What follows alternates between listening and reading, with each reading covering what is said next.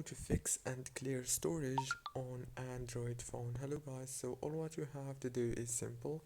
Just go to the settings on your phone and then scroll down and go to the storage option right here, and then all what you have to do is go to this cleanup option.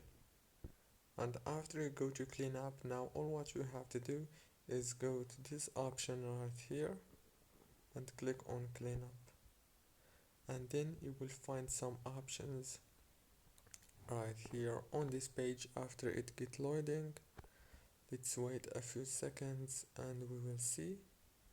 Okay, as you can see right here, you will find some apps that you have deleted, but their files still there. Now choose the one, for example this one, click on all and then click on delete like this, and congratulations, now I just freed up 11 gigabytes. Don't forget to like, subscribe. Thank you for watching this video.